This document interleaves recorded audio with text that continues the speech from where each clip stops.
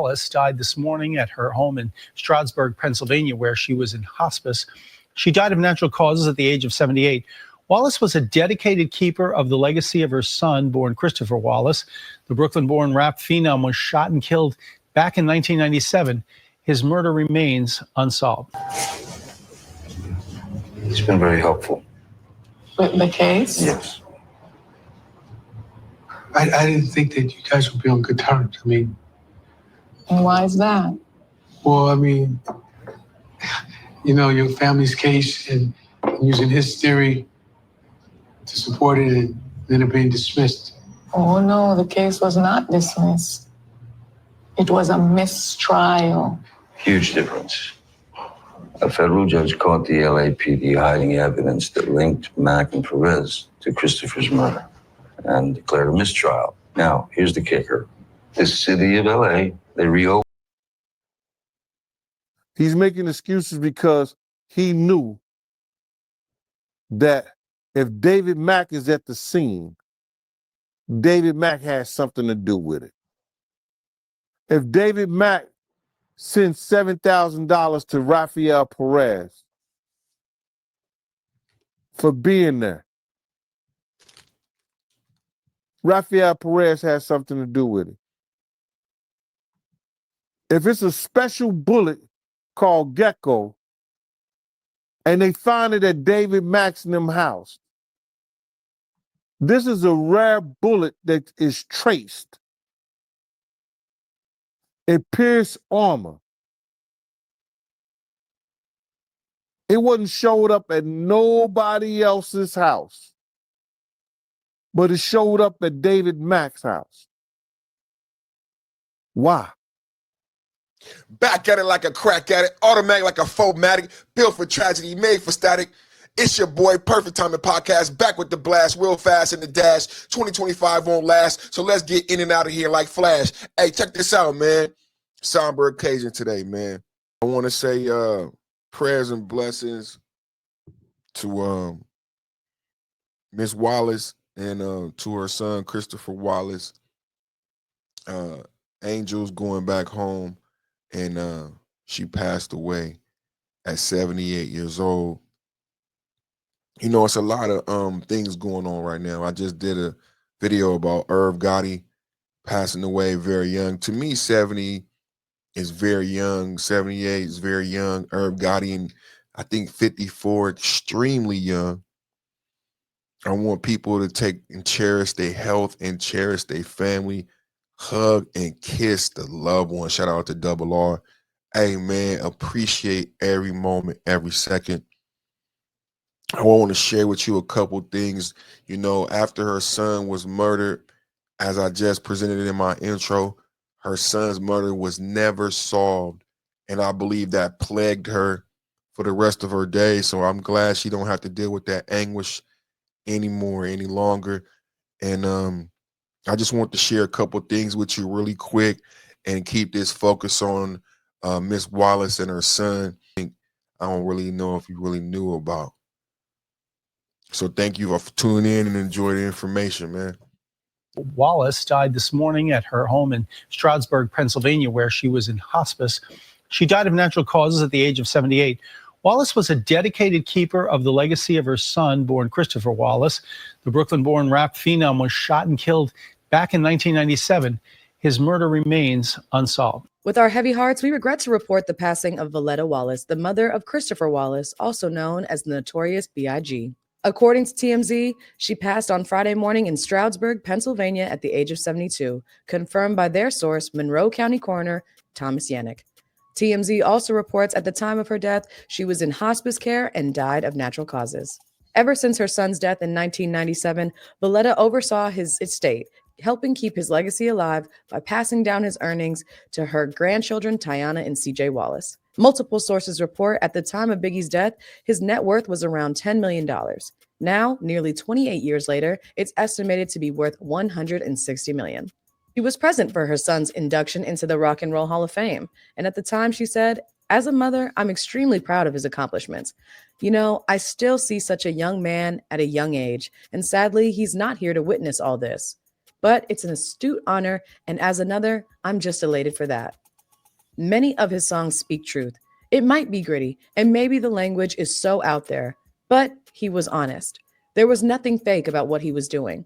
I think for such a young man, Y'all let me know how y'all feel about the passing Miss Wallace, and if you was a fan, and how you feel about the crimes, the murders of Tupac and Big still being unsolved to this day. Afena Shakur and Mrs. Wallace both have passed away and still never got justice. Y'all let me know how y'all feel about that in the comments, man. Really, God bless him. God bless her, man. You know, a lot of us have been touched by gun violence in the places that we come from. So this stuff like this hits hard. So I just want to send a heartfelt, a heartfelt I love you and God bless to the children and the loved ones, anybody affected by gun violence, and then you dealing with the trauma of gun violence. I would ask that you call a professional, you know what I'm saying, speak to a professional, because the trauma associated around losing a loved one to gun violence. I can speak from experience that is something that it benefited me to get help. I went to group therapy and one-on-one therapy, and I lost my cousin to gun violence. I lost my best friend to gun violence. I grew up in a community entrenched in murder and gun violence. So and recently I come across some research that really was, illuminating and disturbing to me at the same time.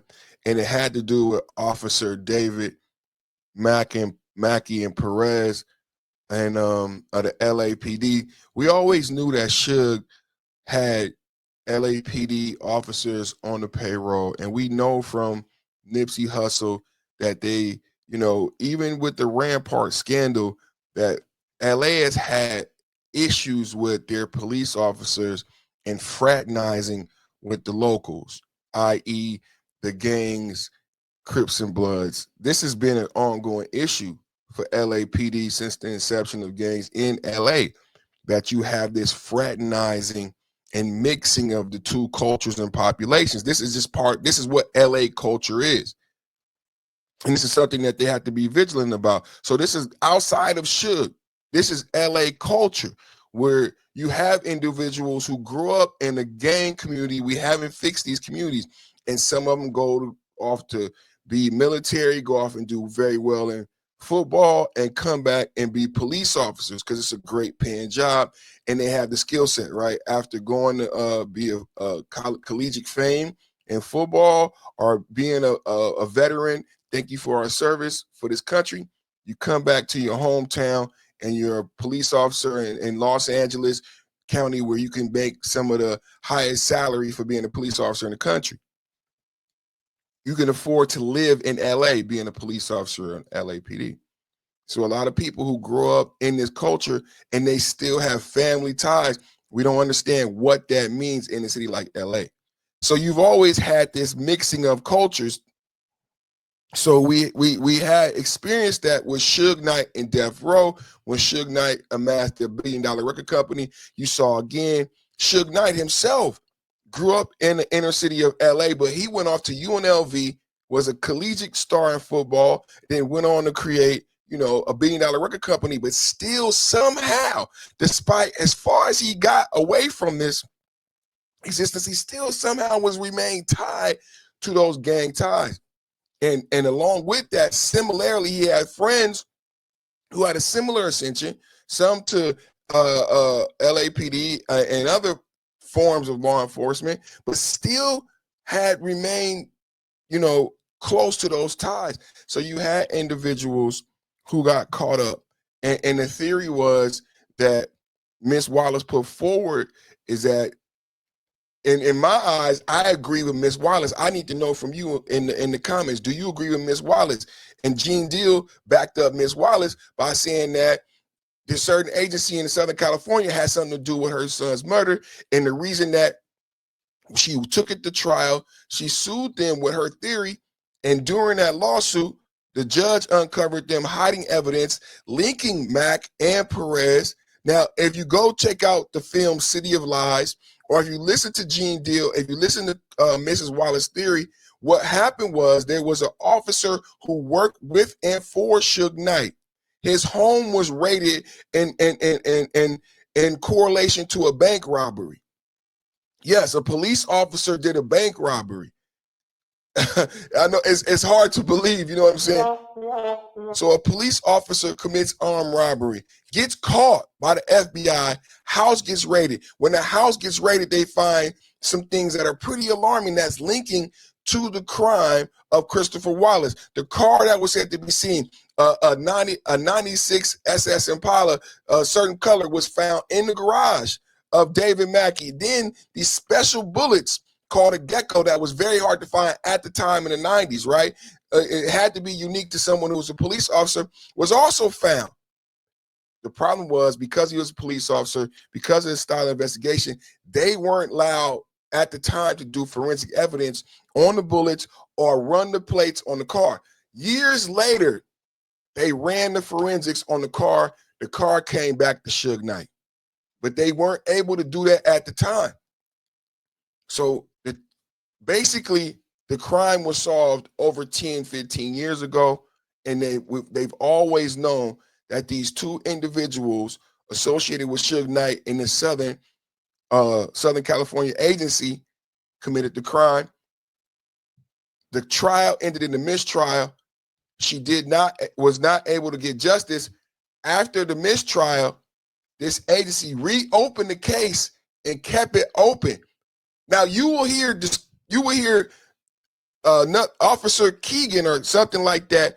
You can find him disputing this theory online, saying no, Mrs. Wallace was incorrect. And then he does not do a good job of disqualifying Mackey and Perez, right? He acknowledges Mackey and Perez, but he ignores evidence that was presented by the case. My question to him is, if he's right and Miss Wallace is wrong, close the case. Close the case. Close the case. Let's listen to the theory really quickly. LAPD has something to do with Biggs' murder. Point blank. You was an LA cop. Why are you still around? You wasn't there. You came 10 years after with your bull crap to clear LAPD. If you know why he had to do that, and you know why, because LAPD could not take any more hits of the cops being involved in crooked stuff, because the feds would have came over and took over the whole police department. They got one of the worst cops who was,